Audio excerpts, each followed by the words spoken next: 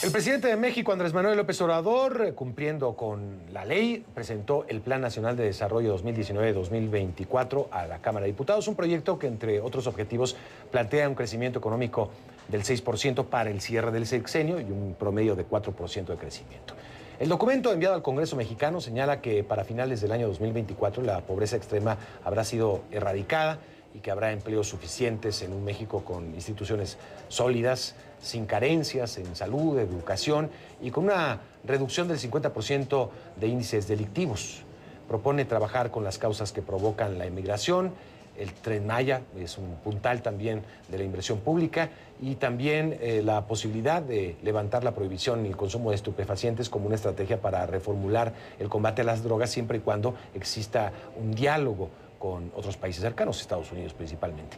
El proyecto busca reducir los niveles de corrupción. La palabra corrupción aparece en prácticamente todas las hojas del documento como una de las estrategias principales del gobierno. Acabar con los amiguismos, los lujos en el gobierno, la austeridad también atraviesa como línea transversal todo el documento. Implementar, garantizar las operaciones de los programas sociales a todo lo largo y ancho del territorio nacional. Bueno, vamos a analizar. Me acompaña en el estudio especialistas para analizar el recién presentado Plan Nacional de Desarrollo, José Luis de la Cruz, director del Instituto para el Desarrollo Industrial y el Crecimiento Económico, y Enrique Díaz Infante, del Centro de Estudios Espinosa Iglesias. Bueno, José Luis, hablábamos hace un momento, son dos partes del documento divididas, digamos, una parte vendría siendo el posicionamiento político del presidente, muchas hojas dedicadas a esto, y otra la parte ya un poquito más técnica, ¿no?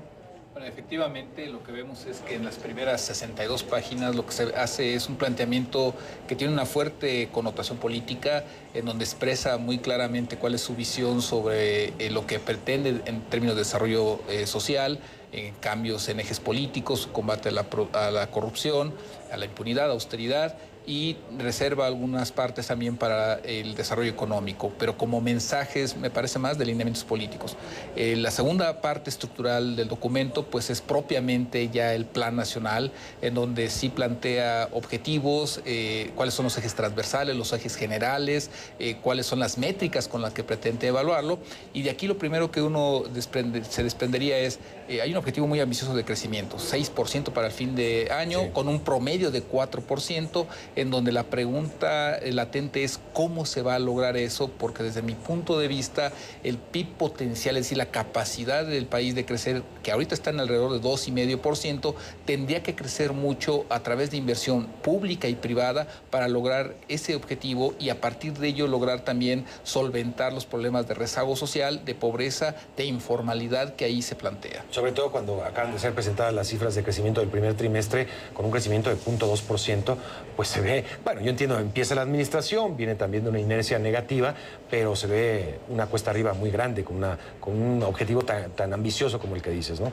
Particularmente en sectores como el industrial, en donde no nada más es que los últimos 4 meses hayan tenido tasas negativas, sino que también en los últimos 2 sexenios el crecimiento de la actividad industrial no promedia más allá de 0,5% de aumento anual. Entonces, en ese sentido, me parece que el Plan Nacional de Desarrollo sí debería ser más enfático en la visión de política industrial que se va a tratar de dar para que con ello se puedan tener políticas transversales que además hagan sinergia con el sector privado, que al final del día de lo que uno puede extraer del contenido y de visión es de que realmente la inversión pública no va a tener más allá de estos grandes proyectos que se mencionaban y que entonces tendría que ser la inversión privada parte del motor sustancial de este crecimiento.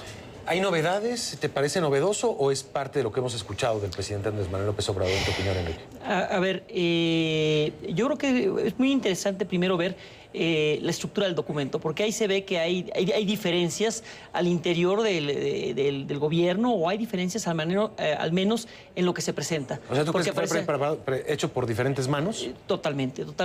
¿Sí? Porque el primer documento que aparece es un documento político sacado de campaña, es muy ideológico, donde se hace un combate frontal al neoliberalismo y donde... Muy el presidente, ¿no? Muy muy de lo que hemos venido viendo en las mañaneras. Entonces, cuando uno lee ese documento dice, bueno, esto no puede ser un Plan Nacional de Desarrollo, esto no cumple con lo establecido en el artículo 25 y 26 de la Constitución, no pone objetivos claros, no establece, no trae indicadores, no trae una métrica.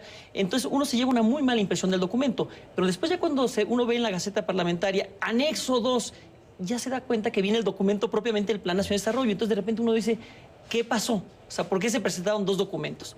Ahora, el documento político realmente en el contexto económico que estamos platicando no abona, no ayuda a entusiasmar a los mercados, no entusiasma a la inversión privada. Como bien decía José Luis, presenta sus mismos proyectos que ya conocemos, el Tren Maya, el corredor transísmico. El aeropuerto. El aeropuerto, el Santa Lucía, aeropuertos, los tres aeropuertos. Pero con eso pues no se ve que vaya a dónde va a participar la inversión privada, dónde se va a generar la derrama de un crecimiento. Hay un apartado del sector energético también como un puntal, también de una apuesta del nuevo gobierno. Sí, pero aquí creo que hay una disonancia entre lo que se dice y lo que se va haciendo. O sea, como que de repente ha habido un frenón muy fuerte al sector energético. Ha habido una reforma educativa que de repente le da todo lo que pide a la Coordinadora Nacional de Trabajos de la Educación y el CENTE y que le pega fuerte a la educación. Es decir, le estamos pegando a la productividad. Si estamos pegando a la productividad, vamos a poder lograr el crecimiento. Entonces, por un lado, se dice que se quiere invitar a la iniciativa privada y que inviertan, y por otro lado, se toman estas acciones en materia de educación, en materia de energía, que realmente, y en materia del aeropuerto internacional de la Ciudad de México, de Texcoco, y estos proyectos de infraestructura que como que no hacen sentido. Entonces de repente es, ¿cuál es el rumbo? ¿Cuál es la visión?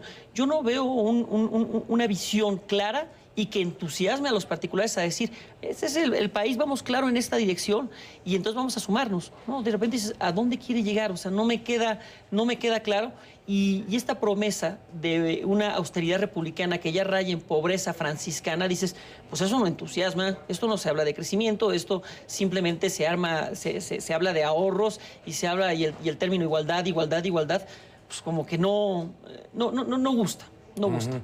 Buenos deseos, una enunciación de buenos deseos, pero en eso no cambiaría, si es así, no cambiaría mucho con planes nacionales de desarrollo de sexenios anteriores. Básicamente es una lista de buenos deseos, algunos más sustentados que otros, ¿no?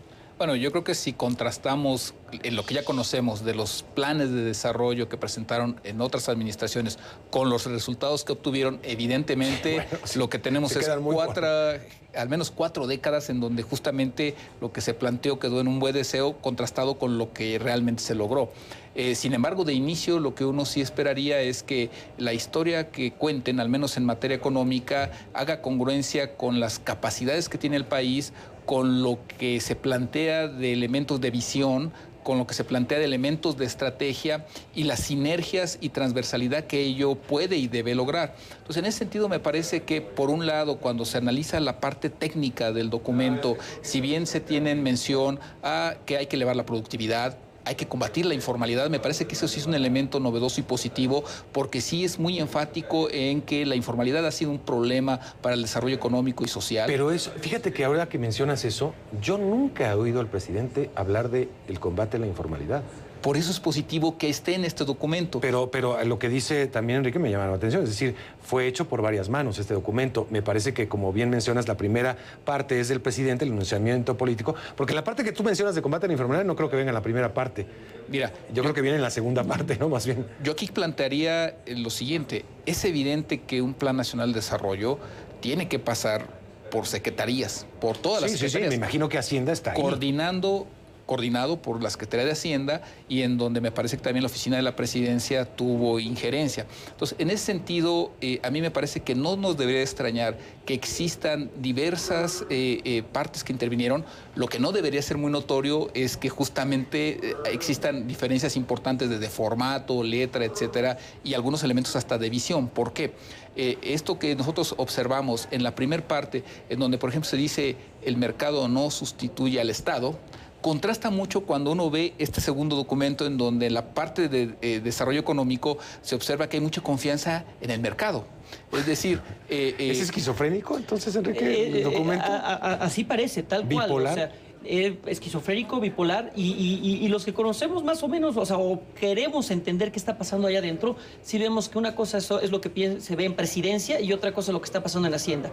Y vemos de repente al subsecretario Arturo Herrera ir a hablar al Financial Times allá en el Reino Unido y decir, se va a cancelar la refinería, y en la mañana salía el presidente a decir... Y enfrente de él. Y enfrente continúa la refinería, ¿no? Y sale Arturo Herrera a decir, pues yo creo que vamos a tener que subir la tenencia y vamos a tener que haber aumentos en predial, y de repente sale al día siguiente el presidente y dice, no va a haber ningún aumento de impuestos. De hecho, en este documento del Plan Nacional de Desarrollo, en este documento político, que ahora estamos deduciendo que fue el que se hizo en presidencia, estas primeras 62 páginas, se habla que no va a haber ningún solo aumento de impuestos y que se va a lograr este crecimiento del 6% en el último año y un promedio de 4%. Imposible. Claro. Entonces, sí parece esquizofrénico. A ver, esquizofrénico. Yo quiero que crezca la economía al 6 o al 8%. Yo honestamente lo quiero, al 10, ¿no? Pero el problema es cómo. ¿Qué tendría que pasar para... A ver, yo sé que en temas de seguridad pues no eres especialista, José Luis, pero ¿qué tendría que pasar en términos económicos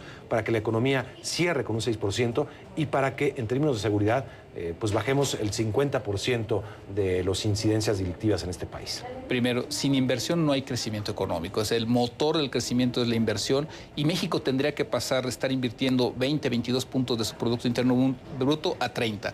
Como el sector público no tiene los ingresos suficientes para hacer ese motor, hoy invierte 3% del PIB. Tendría que ser el sector privado. Entonces, me parece que este Plan Nacional de Desarrollo debería de tender puentes entre las inversiones públicas y las privadas. Ahí se necesita mayor sinergia. El sector industrial es clave. ¿Por qué?